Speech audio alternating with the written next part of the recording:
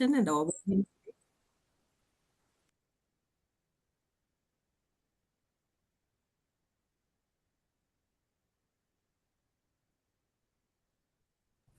we are all good to go. Just checking our speakers. Uge.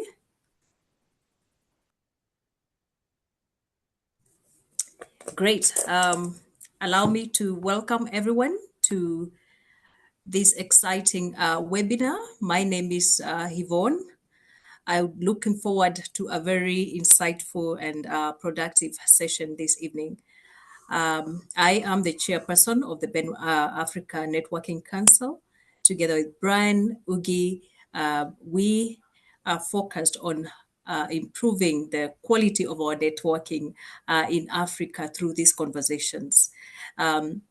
One of the best ideas that all through the years we have learned is that every time we all sit together and exchange ideas, something good comes up, either a policy, either a great paper to be published, either a conversation to be taken home in our different countries and amplified, and good practices encouraged. So it is my pleasure to welcome everyone to this exciting discussion.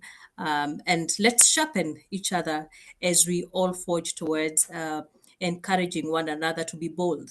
I think in such a topic, it's about being bold. It's about the courage, but not just the courage to speak, but the courage to encourage those who are being on the limelight to achieve, to accept reality, to accept correction, to accept mistakes, and to own up. It's always the courage of those who need to accept and together forge a way forward to encouraging others to speak. With those few remarks, I'll request Ugi to introduce the panel for the day. Thank you.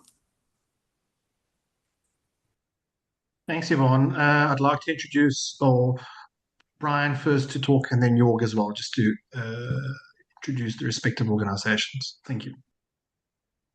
Great. Thank you very much. And yeah, just a quick thank you to Dr. Yvonne for helping to facilitate today. Dr. Yvonne and I go back many years. I think the first time I met Yvonne was the same time I met Ugi in Maputo.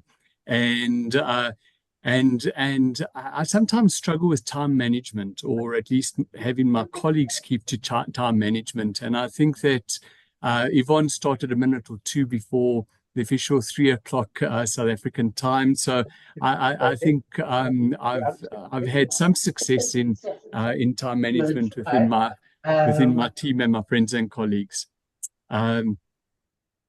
So with that, I'm here just to introduce Ben Africa. So Ben Africa is a business ethics network of Africa.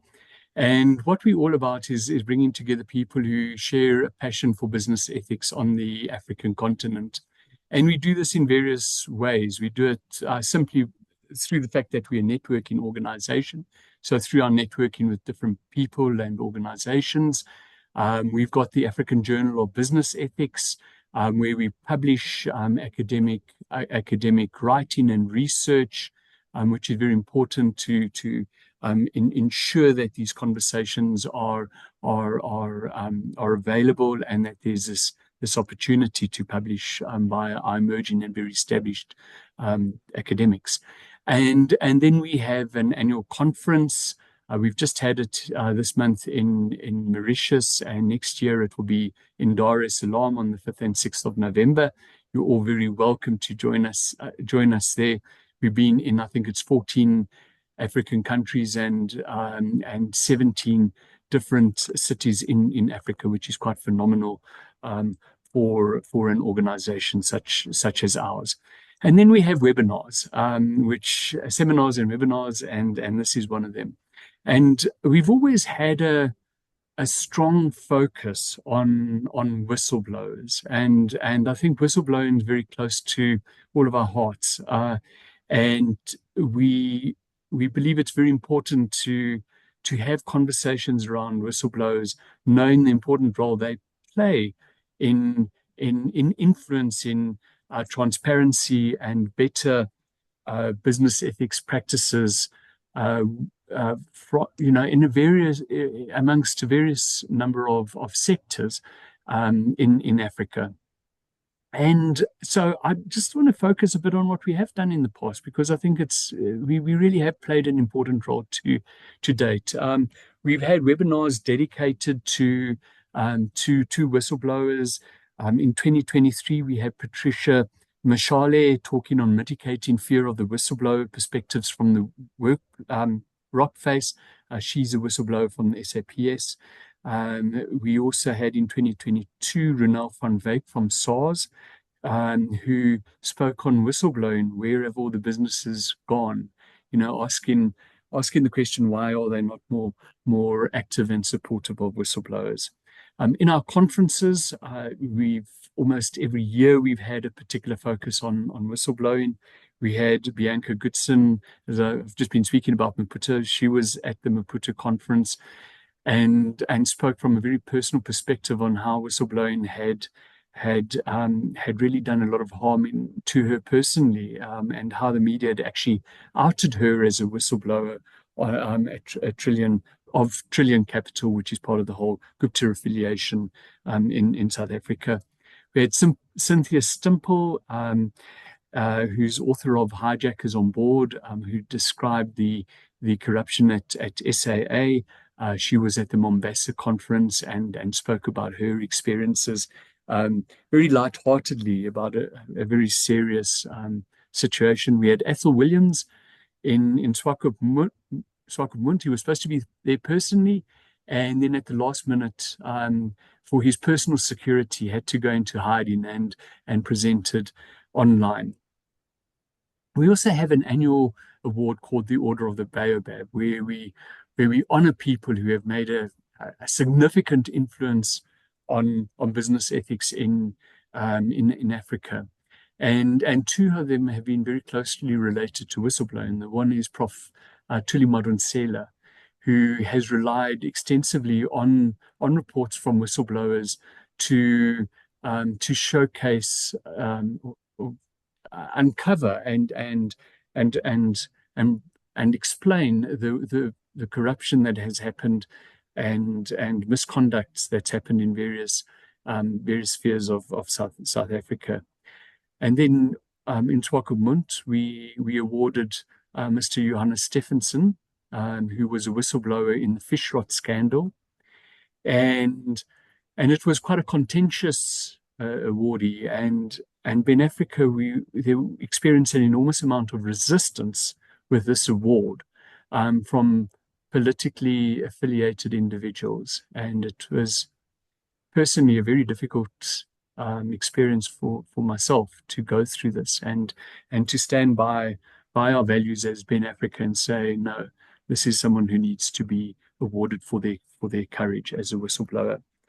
So we're extremely pleased to be having the conversation around whistleblowing again, and very, very grateful to everyone online, and especially Professor Tina Ace and Dr. Ugi Radulovic. So thank you very much. And as I said before, I'm really looking forward to this conversation, because we're going to be going a bit back in history and getting a better understanding of whistleblowing. Thank you. Thank you, Brian. I think the list is endless. I'm very proud of Ben Africa, because sometimes we don't look at the impact we've had in these years. And really, that's a list. And it's really a great place to be when you look at the impact in that line of whistleblowing. I would like to say a big shout out to Dr. Liesel, who is part of this conversation from the Whistleblowers House. Liesel, thank you so much for joining us. Over to you, Ugi, to proceed with the next. I'll hand it over to Jorg. Okay, thank you. Can you hear me? Yeah. Really a moving moment, right, for us to come together to discuss this very important topic and get to know more about this paper that Ugi and Tina have published, and that is the topic of this event today. So just a big hello from our side here. So we are a new network of researchers that study, analyze, write about economic crime in Africa, widely understood. So we are just a network that was established around April, May. We had inaugural meeting in Johannesburg, hosted by the Department of Sociology in collaboration with the University of Leeds, my school, which is School of Politics and International Studies. So my name is Jörg Wiekrats. I work here in Leeds. And I was fortunate via Patrick Bond to be connected with Ugi many months ago, and then we had this meeting with other colleagues in Johannesburg, and out of that came now this network, right? That we all kind of agreed that this needs to um, be in place and support our research and collaborations. So it's called a Global Research Network on Economic Crime in Africa.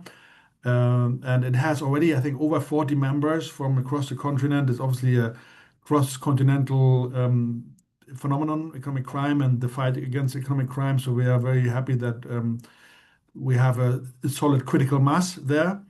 And this is our first event, right? So it is important. We thought that we can't just set it up and then nothing happens for months and people say, well, is this existent or already on the deathbed? So it's really important to start having events, right, and make it happen. It's really organic, demand driven. If anybody has a new paper and has energy and time space and headspace to talk about it, right? That's sometimes not there, we know.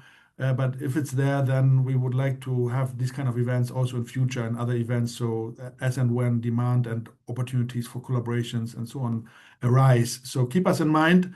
And if you're a researcher, analyst, writer, etc., on economic crime in Africa, also, of course, from practitioner on these matters, right? You might be in a public institution and thanks to that job, your day-to-day job is related to investigating or following trends and finding anti-fraud or crime measures, and so on. So that's a very gentle network there. That so far is just, has communicated in the last month by email. So it's the first event.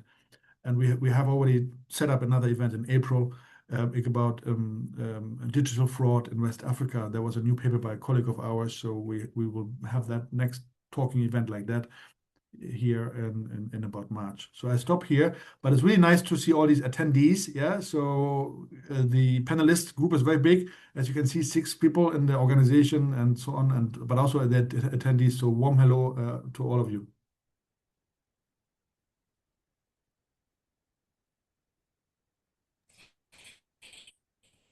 Thank you. I think that it's about time for us to have this discussion. Great introduction. I would also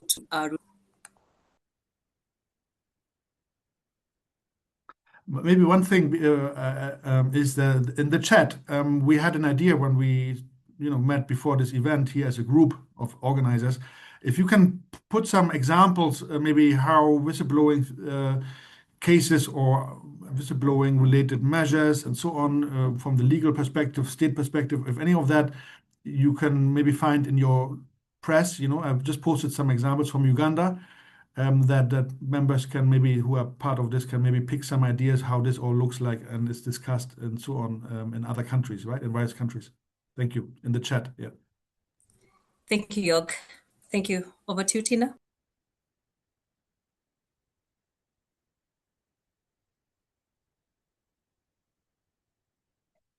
Sorry, Tina, you're on mute. Yeah, it will help if I.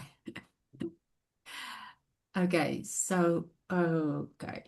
What I need to do is I need to go there and say from beginning. And now I hope you can all see my screen. We can. Yes, we can see your screen. Thank you, Prof. Okay, great. Okay, Ugi, over to you. Ugi's going to start and I will come in the middle. Okay. Also, thank you to Ben Africa, Brian, and Yvonne. I pitched this to them uh, after mine and Tina's paper came out. And it was under pressure of York. So York had insisted, he said, this is a good paper and would like to really have it presented. So, and a disclaimer as well that I'm affiliated to both Ben Africa and uh, Greneka. And I felt it was a bit cronyistic or nepotistic, but York said, let's push forward and let's present the work. So we had this in discussion. So thank you. It was really, York had pushed this. And it also pushed for a subsequent conversation piece, which we had written for the conversation, which was based on this. But let's not deviate. I'll start with the paper. So I've just set my timer. So we've titled our paper Public Duty and Personal Risk, A Brief History of Whistleblowing in South Africa. The bulk of this paper comes from an article that we published in the South African Review of Sociology, volume 55, issue 1. But we've added some new work that we've been working on, and which we want to discuss here. We'll lead in with that. So we understand whistleblowing as the reporting of perceived wrongdoing to entities capable of instigating change. And this definition is largely informed by Nian Masete's seminal work, which was published in a very early issue of the Journal of Business Ethics. It was just a volume 4 from 1985. It's largely informed by that. And that's what we understand whistleblowing as. But this paper looks at, we say here, 3 distinct EPOs because we group the state capture and the police capture revelations into one broader EPO. We look at these historical cases, which is something new, which we haven't presented on before, or pre-PDA cases. So the PDA in South Africa is the Protected Disclosures Act. It's the primary instrument designated for the protection of whistleblowers. It was implemented in 2000 and was amended in 2017. It's largely informed by the UK's Public Interest Disclosure Act. But the PDA in South Africa has a history of being lobbied for by academics, Marianne Camera and Richard Calland. And it's a piece that accompanies the South African Constitution, which was ratified in late 96 and implemented in early 1997 as a consequence of a triple transition, a democratic transition that advocated for, well, a transition that accounts or advocated for everyone's democratic rights. And then we look at the post-PDA era, these disclosures that came as a consequence of the PDA, we believe, and then these more recent revelations, state capture or police capture, and police capture revelations. We'll elaborate on that a bit later. So we traced these historical cases back quite far. We didn't want to go as far as back as Jan van Riebeeck in 1652, so we're looking at 1699 to effectively 1707. And the first whistleblower case that we pull out here is that of Adam Tuss. So Adam Tuss was a free burger. So these were burgers or farmers that were given citizen rights under the VOC.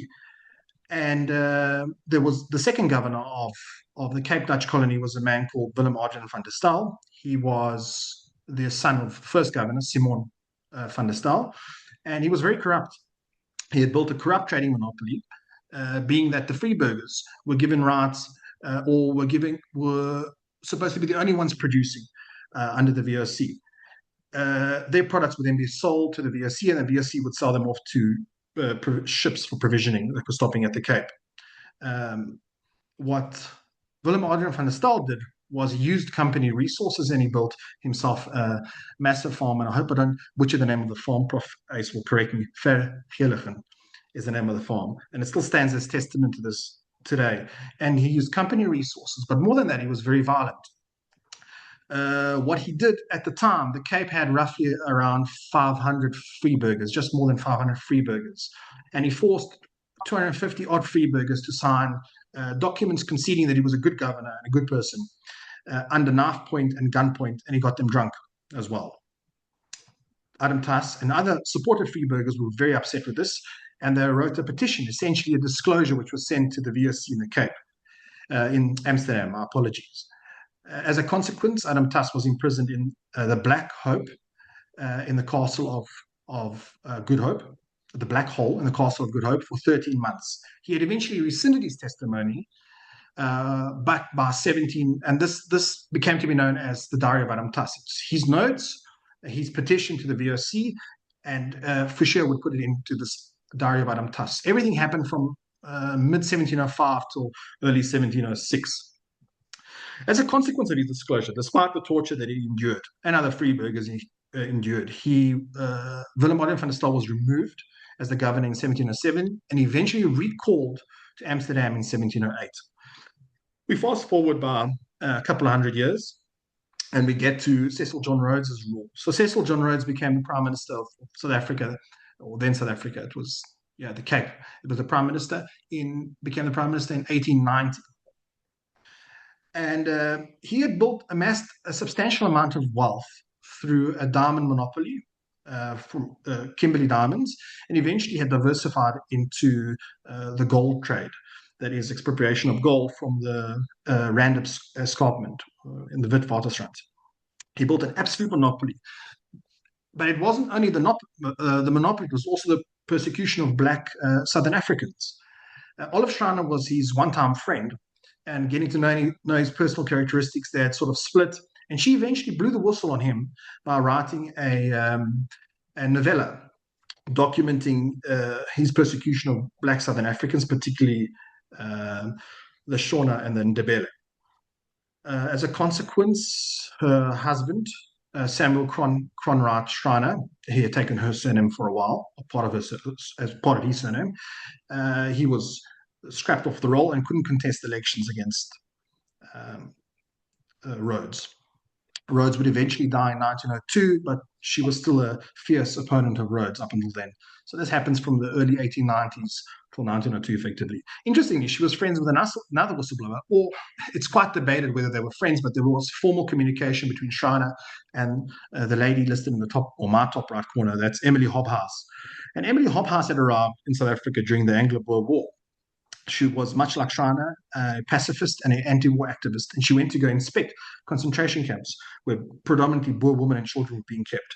What she found were appalling conditions: malnutrition, starvation of children, rampant typhoid fever. This little girl at the bottom here is Lizzie van Zyl, and she's one of the victims of the concentration camp. She was 7 years old when she died from hunger, starvation, and typhoid fever. Emily Hobhouse gathered the testimonies of several Boer women, and they wrote a report which went to Britain. Initially, the report was dismissed. Hobhouse was labeled a dissenter, a troublemaker. She was socially ostracized. She was eventually deported when she came down to the Cape in the early 1900s after leaving and coming back. But her testimony had led eventually to a commission, the Fawcett Commission. The Fawcett Commission's conclusions were neither here nor there. They said it was bad, but not much was really done to address the conditions. Yet it had brought awareness of the heinous crimes of the British Empire.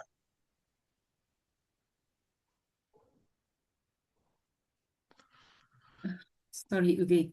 No I'm problem. struggling to, perhaps if I do this.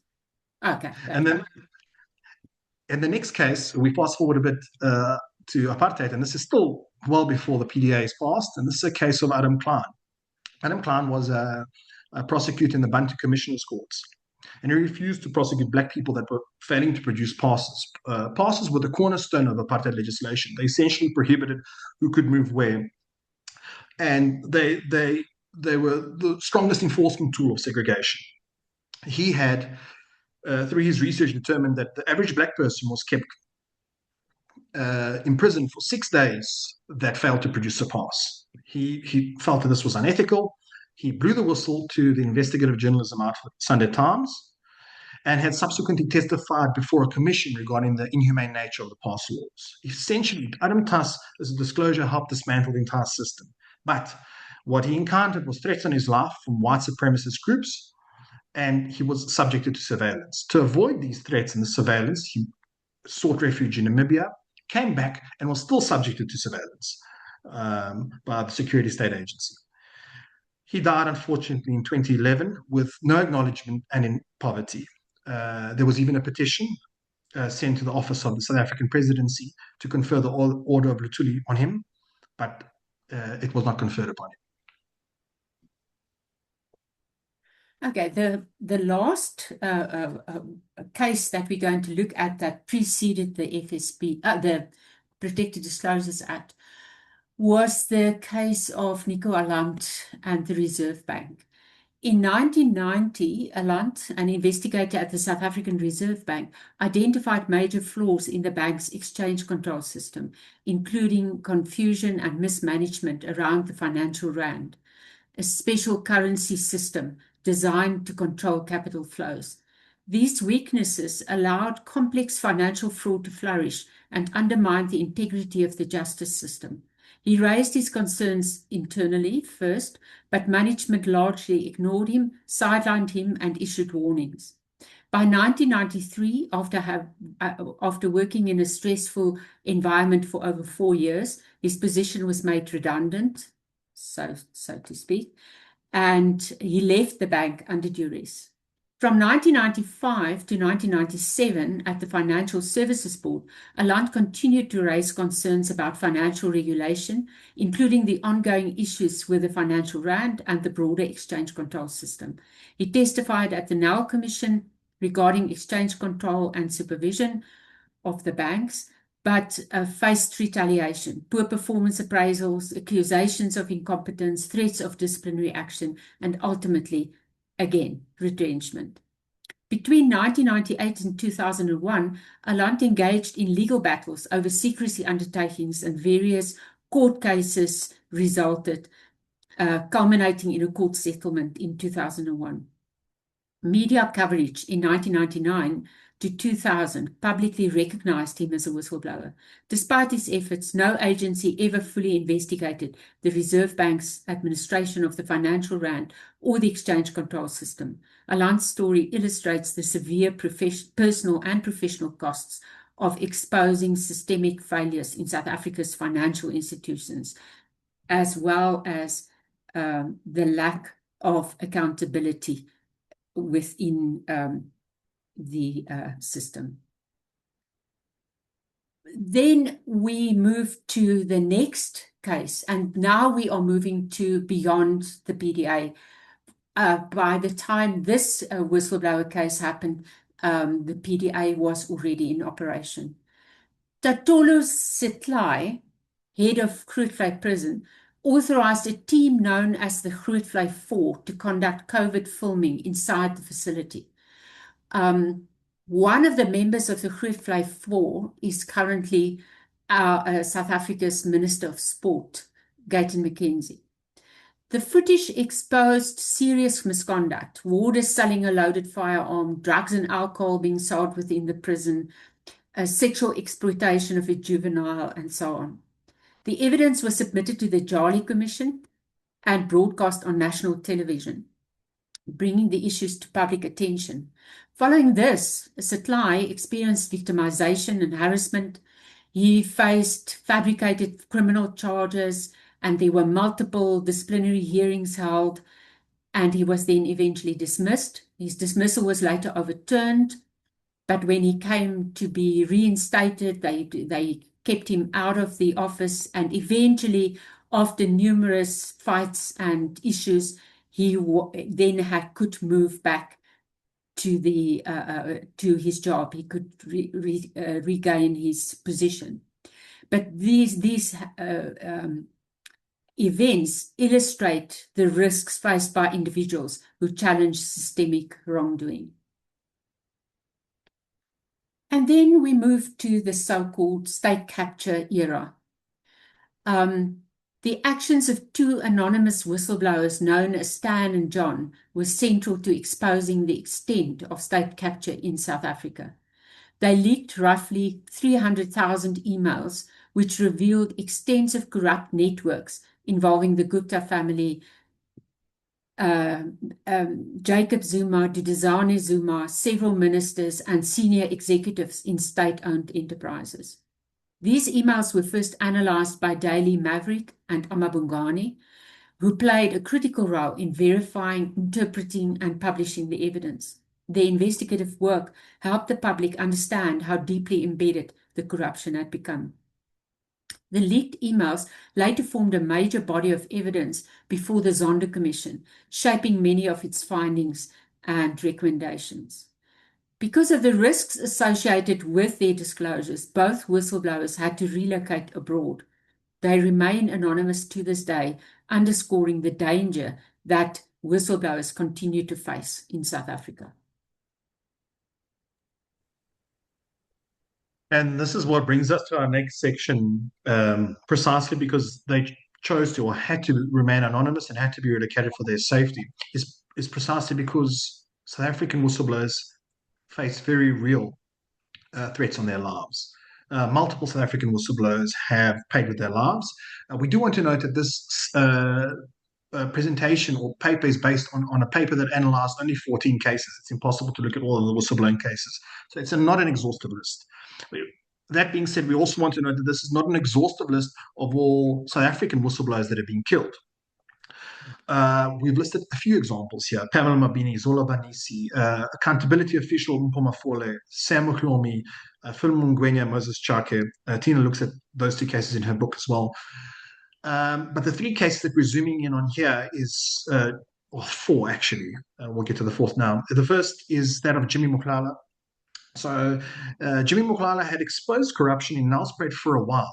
And what had really perturbed him was the construction of the Mbombela Stadium for the FIFA World Cup. He was in the process of blowing the whistle on this when he was killed on the 4th of January 2009 outside of his home. His son, Tsepiso, was shot in the leg during the assassination.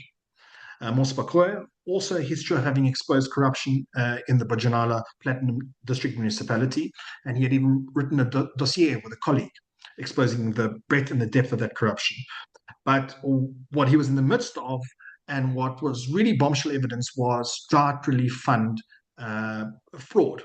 And he had blown the whistle on that. He too, similarly to Muklala, was shot and killed. This was also in 2009 in his driveway. The third case that we look at here is Babita Diakaran. She has really become a symbol in South Africa, a symbol of whistleblower martyrdom. She also had a history of exposing corruption within the Gauteng Department of Health. That's a province here where Pretoria and Johannesburg are located. The cities of Pretoria and Johannesburg. Her case is very well documented in a very good piece of investigative journalism now by Jeff Wicks. The book recently came out. But she was in the midst of exposing personal protective equipment fraud related to COVID-19.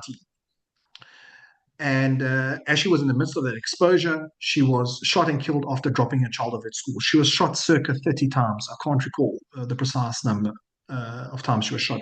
But she was surveilled for an extended period of time by a white BMW.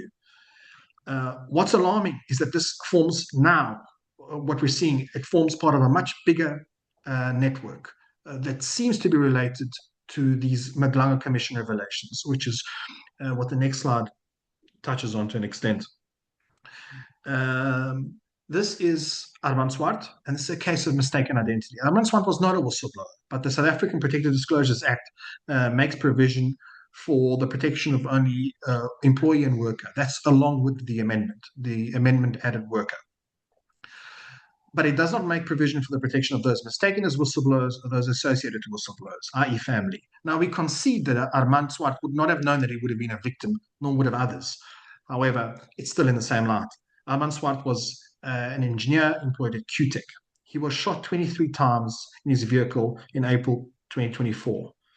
Recently, this is just weeks ago, Witness B testified that at the Madlanga Commission, which is a new commission presenting bombshell evidence that the South African policing apparatus is being captured by a criminal network organized around this Big Five, an actual cartel that's mostly involved in drug trade, tender procurement, fraud, and assassinations.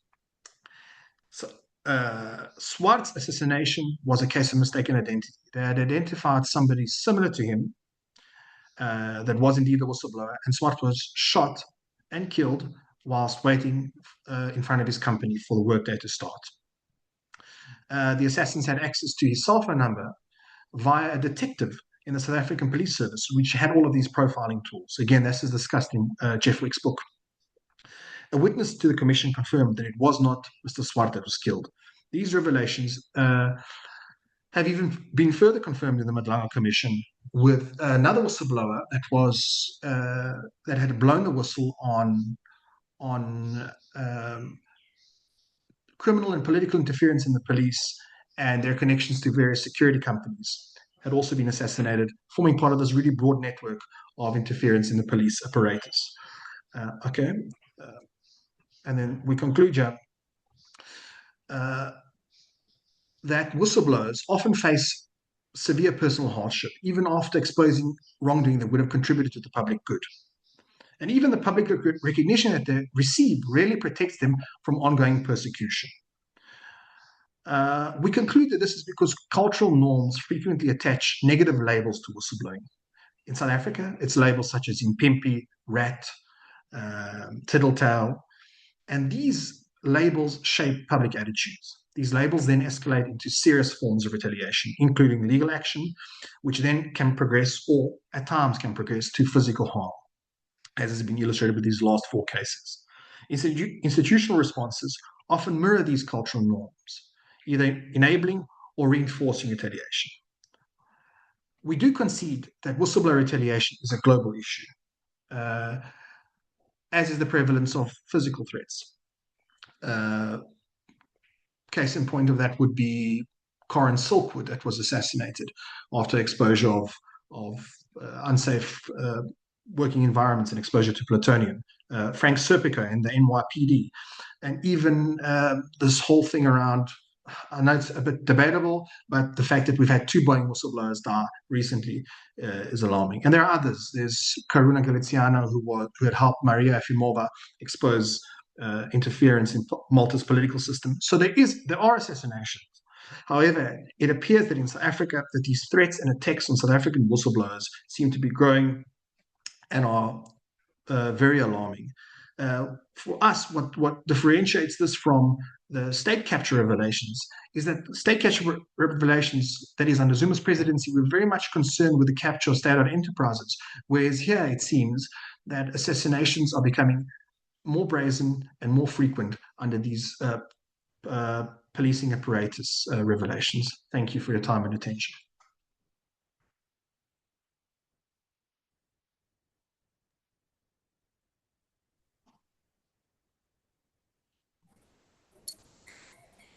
Thank you.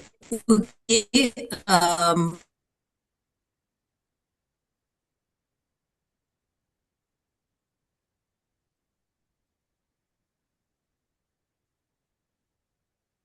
It seems it got stuck. Can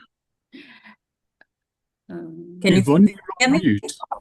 Okay, now we can hear you. Oh, sorry. You can hear me now? Yes. Okay, there it is.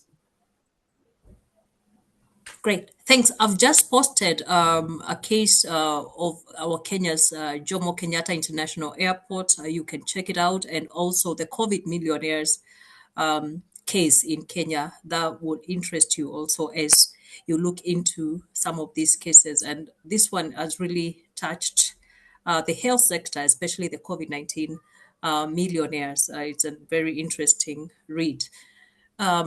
Ugi, I think I would request you to facilitate the reactions from the team. Okay, I don't know if it would be nice to open the floor. Tina and I had spoken about this before. We really welcome other input and information from across Africa. We're busy working on a book on empowering whistleblowers in Africa for Springer's Clinical Sociology series. So we would really welcome receiving other information and other data and chatting around that. That would really be very interesting for us. And that being said, we'd like to welcome the floor to, and I don't know if it's possible, Terence, if they're open, if they can just talk or if they can put a message or if they'll be able to communicate with us, the attendees.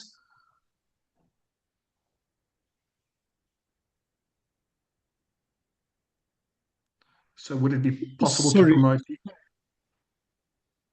Yeah, I think maybe while there may be questions still coming through,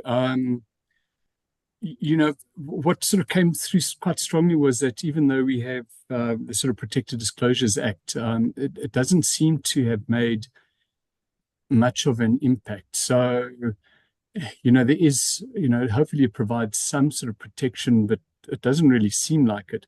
I mean, what's the thinking, or what has really come out of your research in terms of what actually does work? Firstly, I think to encourage more whistleblowing about these really serious allegations, and what is needed to ensure that whistleblowers can blow the whistle, and that they do, so that we deal with this kind of corruption, and we hopefully have a better society going forward. Just your thoughts on that, please. Okay, Uki, shall I take this one? Tina, Yeah, I think what has happened in South Africa is ever since state capture, I mean, there were whistleblowers before that, many of them, but it is as if ever since the state capture with the whistleblowers started coming to the fore, and with the Zondo Commission, it seems that whistleblowing has sort of like mushroomed in South Africa. So we have lots and lots of whistleblowers. I mean, we've just mentioned a few of the many, many whistleblowers that are there, and many, many whistleblowers who suffer very badly as a consequence of of blowing the whistle. I don't really know how to protect them. It is a very difficult issue. Yeah, I think there are ways. I know that there is a request. They want to amend the Protected Disclosures Act again, and there's a request for information to be sent on the amendments that they are suggesting. So perhaps that is something we should look at and consider, and then look at that. But I think the most important thing is to try and get those perpetrators prosecuted, and so that people can see that something is happening with regard to the whistleblowing, that they're not doing the whistleblowing and suffering these terrible consequences in vain. I think that is important. But I think for the rest, it's very difficult to know, because, like a colleague of mine, I had a discussion with a colleague of mine once, and we talked about organizations. If it's a bad apple within the organization, then it's usually then the whistleblower might get a positive response. But if there's systemic corruption, if it's right through the organization, then the chances that anything is going to happen, because you need to change the whole culture in the organization in order to allow the whistleblower to disclose the information and to create a more ethical organization. I just quickly wanted to mention something when Brian was talking about the history of Ben Africa. I presented my first paper on whistleblowing in the conference that was held in Uganda the year before Ben Africa was formed. It was actually the conference, a conference that was held where the decision was taken to form Ben Africa. And that whistleblowing, I still remember my husband and I both did a joint paper, because he's one of the whistleblowers that I talked about, Nico Aland. And he was actually the reason why I got involved in whistleblowing research, because I couldn't understand why the Reserve Bank was treating him the way they did. And then one of my colleagues gave me an article to read about whistleblowing, and then I realized what was going on. And at this conference where we presented, there were lots of public officials attending from various countries in Africa, attending this conference, and they were aghast that I could think that somebody could go and disclose information about the organization and about wrongdoing in the organization. That was a stage when whistleblowing, at least in South Africa and even in the rest of Africa, was not something that was very familiar, and a lot of people considered that disloyal and totally unacceptable. So we've come some way since then, but we still have a long way to go. Sorry, may I just have a quick introduction? Info Techie, there are one or two people who want to ask questions or have their hand up. Are you able to move them to the main room so that they can actually be heard and allow them to make their comments or questions? I pressed that they're allowed to speak. I think it should work. Maybe so. Joe and Jacqueline, do you want to go ahead, please? And great, Can thanks you for also cooperating. stop sharing the slides, Prof? Okay, yeah. So let's see if Joe can ask his question. Joe, please go ahead. Am I audible? Yeah. You are, go ahead. Yes, you are. Mine is not a question, but a comment, if that is allowed. Yes, please go ahead and Thank make it you, brief. Ben Africa, for this webinar, and thank you for the presentations. I'm excited to join. The subject of whistleblowing or informant is not a small matter. In legal, criminal, governance circles, at least I can speak from where I sit in Malawi. In Malawi, we have the Anti-Corruption Bureau established by an act of parliament. And within this piece of legislation, Article 51A provides for and outlines whistleblowing. But you and I, we all know it is one thing to have legislation and a different matter altogether to put it in practice. Just for a minute, let me share my own story. For those who know me, I wear several hats. First and foremost, I come from the private sector where I availed myself to join the governance space. But later along the way, I became a quasi-public servant when I got appointed to chair a parastatal body. Now, in Malawi, whistleblowing is viewed with various perceptions. Negativity as betrayal, or you are a troublemaker, you are a disgruntled individual, or you want to settle scores with somebody. At very rare times, will you be admired as a risk taker, a noble citizen, or a person of integrity and principle. My story, briefly, is that as a private entity, because that's where I come from, at the same time championing good governance and transparency, I have had to pay a heavy price of being sidelined, being scorned, sidelined for business opportunities as a contractor, thereby denying me a legitimate source of a living.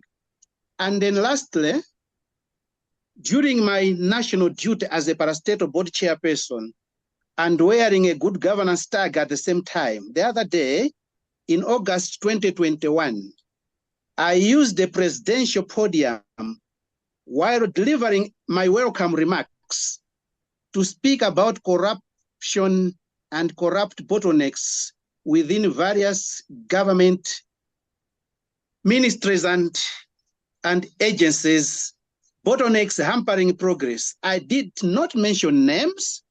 I just exposed and talked about corrupt practices. My statement is available on YouTube, but what followed next was me being fired as board chairperson because of blowing the whistle in public. Thereafter, I continued being frowned upon by public servants. And that's the environment whistleblowers find themselves in across Africa. My last word, whistleblowing is noble. Whistleblowing is a necessary channel and it is legal. All we need is to encourage, to groom, to promote, to support, to safeguard more whistleblowers in Africa, beginning from homes, religious sector, academia, business community, governance institutions, and as I have always said elsewhere, Where are the youth in this struggle? Let's groom them young. Thank you for your attention. Thank you, Thank Joe. you. That's a typical example, and thank you so much for sharing your story. Would I request Prof to respond to that, and then briefly we'll go to Jackie.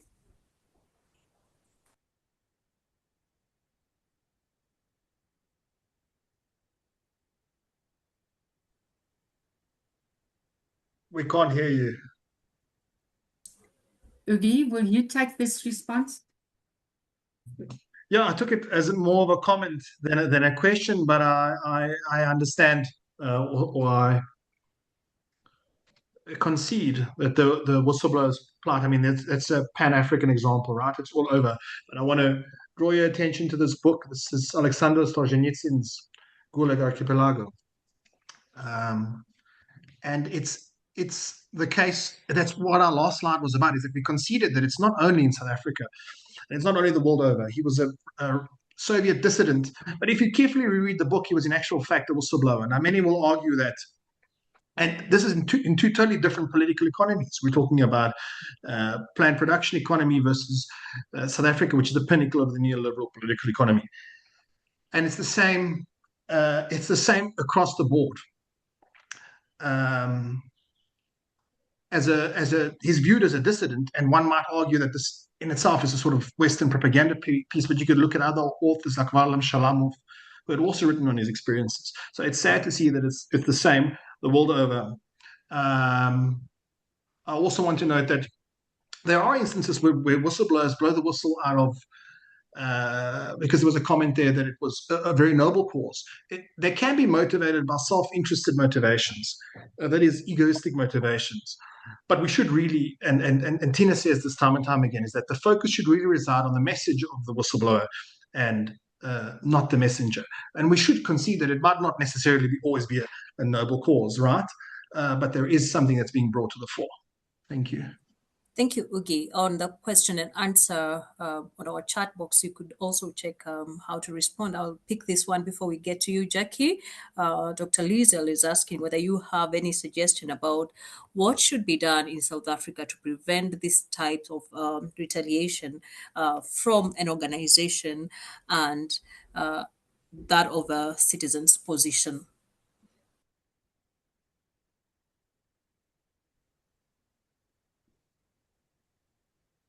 Ugi, do you want to respond to that? There's a question on whether you have any suggestion about what should be done in South Africa to prevent these types of retaliation. Thanks. I think part of the problem that we experience in South Africa is that we had the Zondo Commission where all these whistleblowers came and gave evidence and other people gave evidence. And so far, very little has happened with regard to that. And to a certain extent, what has happened now with the Madlanga Commission was as a result of, well, there's a debate about whether we can call him a whistleblower, but the police commissioner, Mkwanazi, who made revelations about corruption in the police and in the prosecution, in national prosecution. And so people, there's this issue of how do you get problems solved of a country that is so where corruption and crime is so deeply entrenched from the highest levels to the lowest levels. That becomes a huge problem. And then whistleblowers generally tend to be the victims in this case. I mean, they come and they make announcements about it, they make disclosures, and sometimes it's even followed up. You have the Zondo Commission, you now have the Madlanga Commission, but the fact is that we want to see that those disclosures actually lead to those messages that are being investigated and being dealt with, and that the perpetrators should be brought to book. And that is the problem that we're facing at the moment. Thank you, Jacqueline. Thank you, Tina. Jacqueline, over to you. I know your hand has been up for a while. Thank you. Um, so, as some of you know, I'm Jacqueline Garrick. I'm the founder of Whistleblowers of America. I've only been in South Africa for a short visit, but the issues and the universality of retaliation and the trauma that it causes has certainly captivated my attention. And when we did some work on surveying whistleblowers, we got several responses out of South Africa in regard to their mental health and well-being. So mostly what we do at Whistleblowers of America is a peer support program for whistleblowers. And I'm always amazed at the global response to our work. I have drafted several papers, written a book about trying to expand the understanding that retaliation is trauma, that it is a psychological injury and can result in a disability. I am going to be in Doha, Qatar next month for the UN Coalition Against Corruption meeting. A paper of mine was accepted for presenting. So I'm going to be presenting some of these ideas more broadly to some civil society groups. A couple of hundred actually are going to be in Doha. And I've also been working with a group in Nigeria on feminized corruption. And I've been interviewing women in South Africa about how there is a gender element to retaliation that fits this notion that women may suffer and be more victimized in a different way by retaliation, so that there's this gender component to it.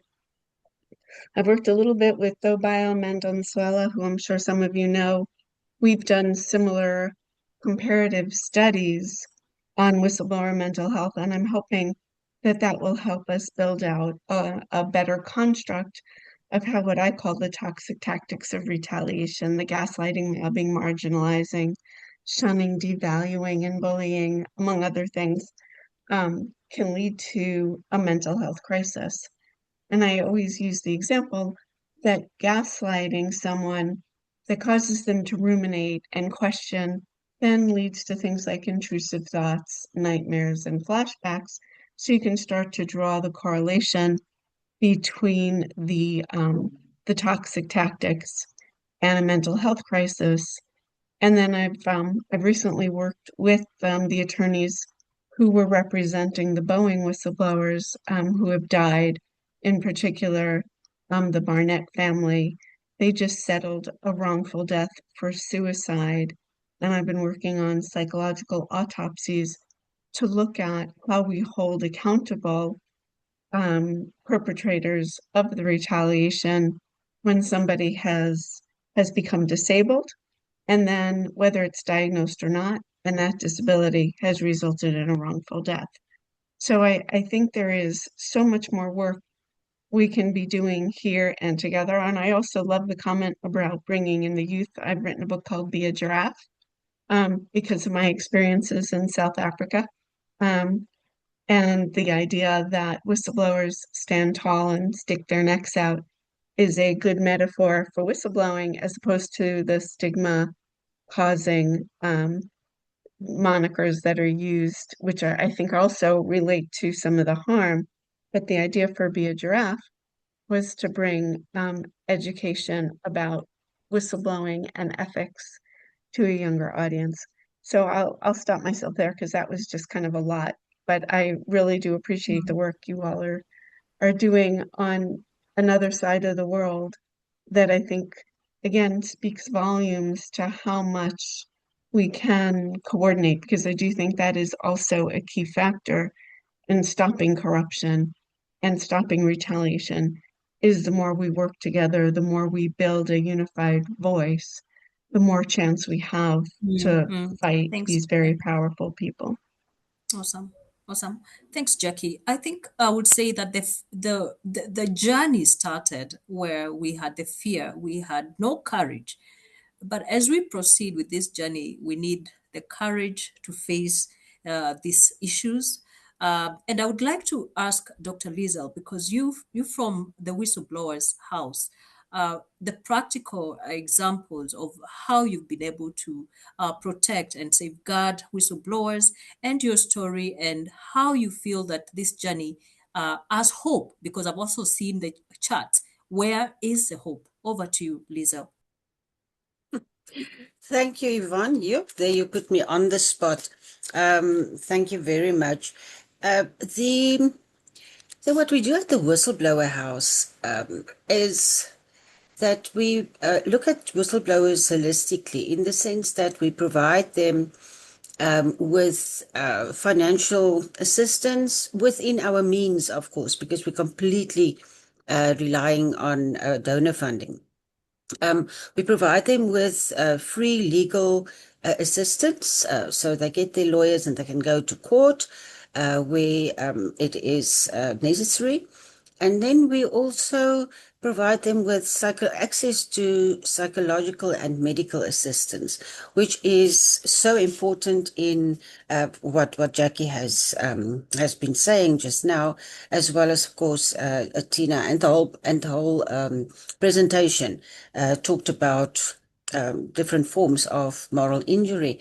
And then in terms of their safety, it's what we do is, when someone indicates that they are, thank you, Karen, when they indicate that that they fear for themselves, for their lives, or they fear for that of their family, or both, we would accommodate them in different, shall we call it, safe houses, but you can only use a safe house once and then it's compromised. So we have been able to move people around and even out of the country. And where it is required, also we can provide them or arrange that they get physical protection. But of course, one of the things is that many at the Whistleblower House, people have to indicate, or whistleblowers have to indicate what kind of services would they like from us. And the majority wants legal assistance. Then follows the psychological assistance. And it is really the minority that asks for protection of themselves and their families. And I think that is where there's a problem, uh, because when you look at the presentation of Ugi and Tina, and those of us who are involved in this area, we know that so many of the whistleblowers are actually physically threatened from a security perspective. But I don't think that too many whistleblowers actually realize that they have that threat over them, and hence them not asking for protection in that way. And that is something that at the Whistleblower House we must actually push more for, in doing the risk assessments with each and every whistleblower that comes to us. And I mean, we have been active. It's now 3 years and a few months, and there are over 330. That was the last count about a month ago. 330 whistleblowers that have been our clients. So the need is there, and we know that. And we need more organizations that can actually provide this kind of assistance that the Whistleblower House does.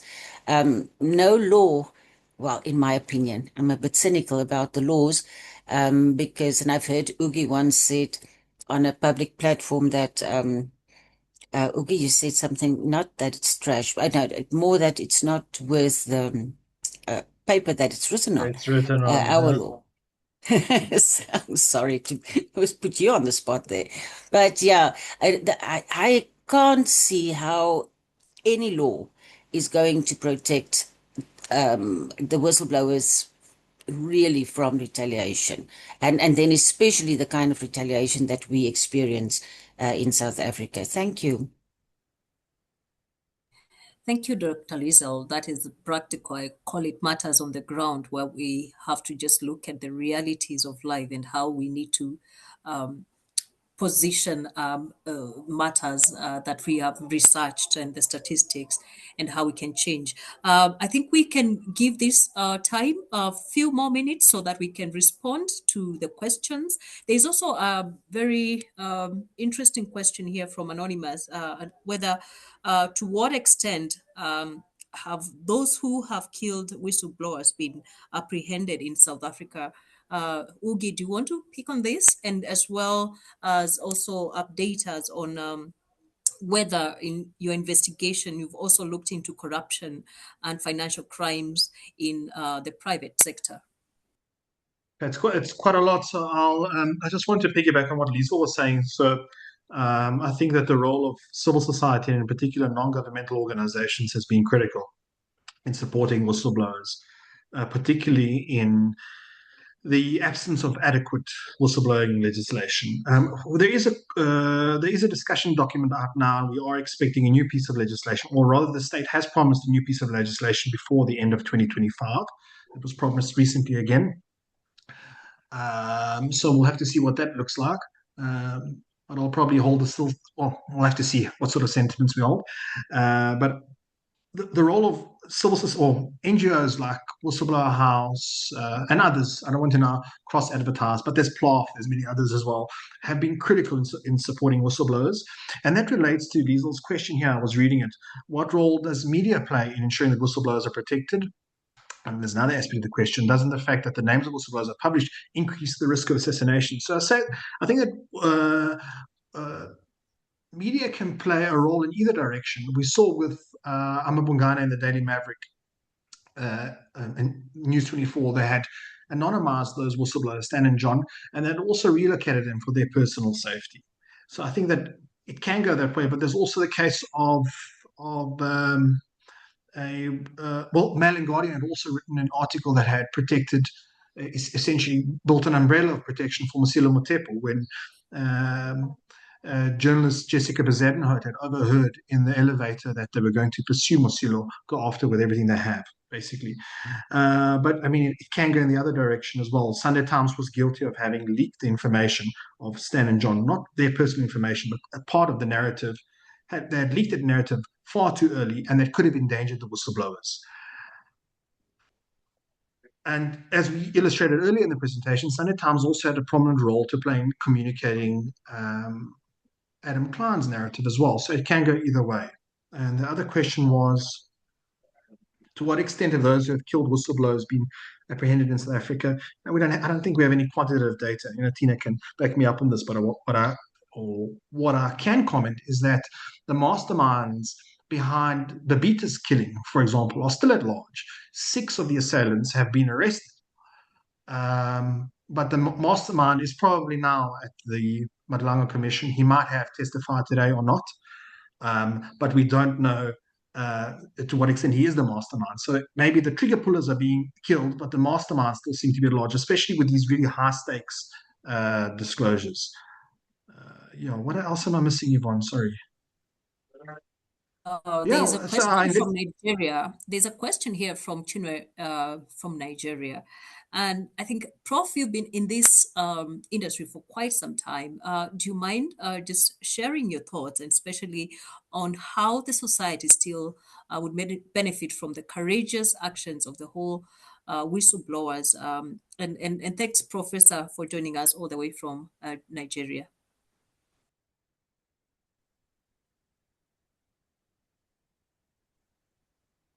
Hello, everyone.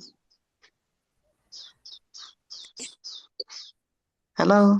I've just read through your message. Okay. Request Okay, thank Professor you. Young to respond. Okay, thank Okay, you. sir?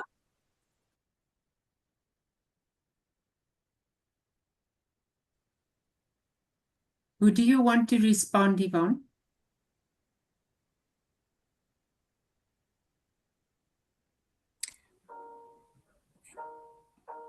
Yvonne, do you want me to respond, or do you want... Yes, proceed. Sorry. Okay. I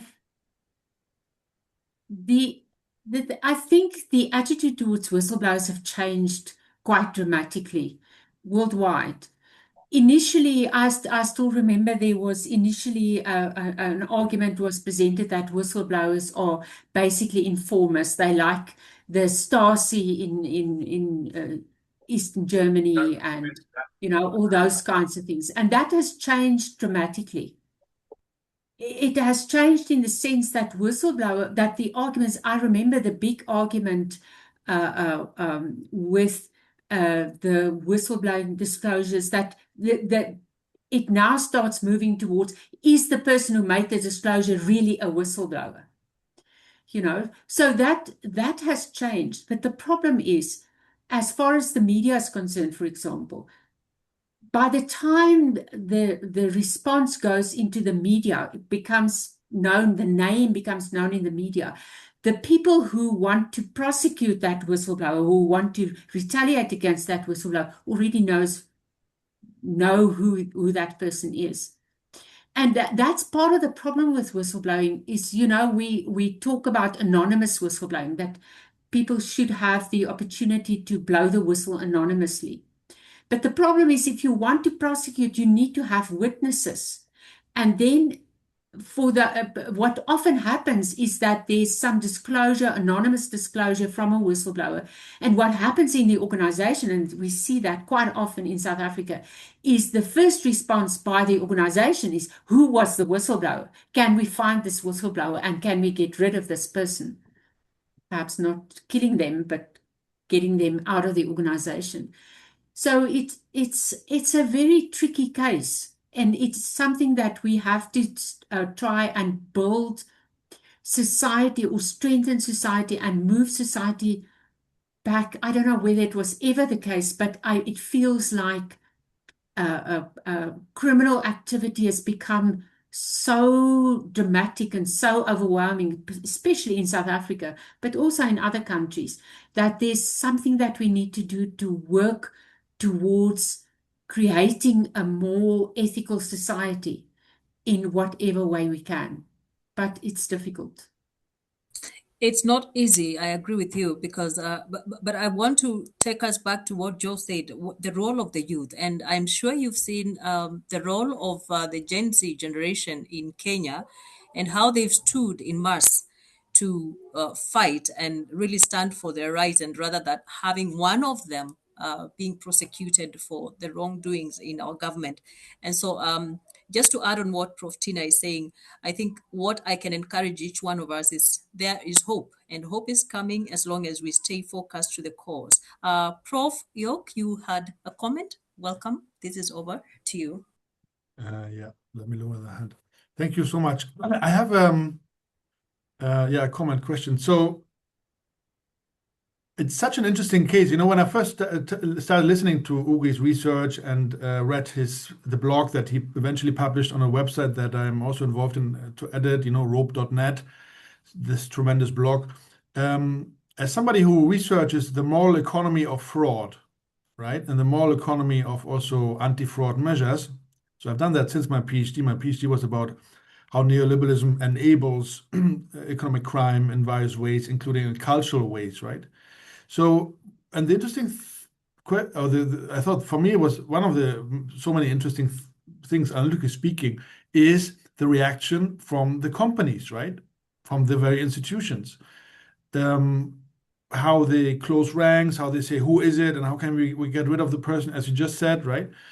And how this seems to be an almost uniform reaction across countries, regions, cultures, and so on. So, especially particular high stakes cases. So I can name you several cases also in Germany. I'm from Germany that I have followed. So when you blow whistle, normally the reaction is the way we have talked about it now, right? In this seminar. So, but it's interesting who has theory and data on why this is why do companies and HR and management respond the way they do? And how can what might be a way to intervene and change that culture of response also? So you talked a lot about legal changes and the state has to do this and protect the whistleblower more, et cetera, et cetera. But I think there's something also to think about maybe how one can engage with the private sector, right? And these companies and these managers and HR and and get them into critical reflection and get that cultural change, etc., going on that side too. I think is that a good avenue, maybe a realistic avenue? And it's just I used to say to Ugi, what is it about this small USB stick that the companies hate so much that they kill you when you pass that around? So it's so intriguing. You can cause maybe damage to the company in terms of you as a manager, you mess up, the company loses 1 million. But if you whistleblow, if you the inner secrets and this exposure and this kind of data, what is so particularly annoying to the organization that they can't tolerate that act, right? And I find it also interesting what happens on the staff side. So there may be hundreds and so on staff inside the organization and how that is exposed by a whistleblower, and how it seems to be very few reach out to their former colleague or current colleague. There's not known network, what is it called, support solidarity campaigns from inside the organization. So all these are interesting, intriguing phenomena that require, I think, also data explanation, theorization around what we call the fallout and the response from the corporation, from the institutions, right? That's one of the questions I have. I also wanted to say, finally, again, in Uganda, there are also sometimes intriguing cases for these rewards, right? URA, Revenue Authority, and anti-corruption agencies, they sometimes have, they increase the reward. So on one hand, the culture seems to say whistleblower. On the other hand, then when it comes to the actual cases and the companies, then so it's an intriguing mix of affairs that are going on, right, in terms of trends. So because anti-corruption as such is an accepted activity, right? Anti-corruption agencies are there. To work for an anti-corruption agency is kind of you won't get killed tomorrow, right? And so that is all accepted. That is all normalized. And yet the whistleblower is a particular figure that culturally is morally, etc., is so is not is so there's a discrepancy that is striking. It can be very draining, Prof, because some of the anti-corruption agencies, before you get into a corruption deal, you budget funds on what to do to these anti-corruption units when they come to look for you. And so the chain is strenuous, it's draining. But we need to ask ourselves, how can we also recover that which a lot of funds have gone through the very same agencies, as we also push for accountability from these institutions. Interesting thought. And it goes into I mean, it's a bit about, even the universities, you're not supposed to really, so it's a bit that, what is an employment relation you have, even in the university, you're not supposed to talk about the inner workings and what you have seen over 10, 20 years in terms of how people behave and how they mismanage. And, you're supposed to you're not even chat maybe privately about this. So there's this issue of, what can one talk about and take outside the organization once you leave the building?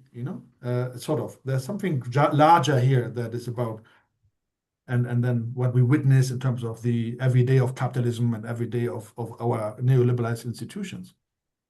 I mean, you could, but I also wanted to say again, the violence is striking, right? And that basically you have, and could you make an argument that corporations generally, they are innately, or they are, the moment the whistleblower thing, they get so angry, the management, that they kill, so, because normally maybe they don't kill, right? They don't kill. They have no history of that they kill anyone in their normal business operations, but the whistleblower gets killed. So why do they then change? What explains this escalation? Because normally the managers don't tell anybody you have to kill to get our next contract and our next business profit and so on. But they hire for kill when the whistleblowing thing. So it's these kind of interesting patterns, I think, that are. I think it's an act of crushing courage. I'll equate it with, a child is learning to stand and to speak, and every time they try to say a thing, you shut them up. So when would they ever become? Okay, and Tina, it's been an exciting afternoon, evening, based on your time. I know we can carry on with the fireplace conversation. Please, Prof.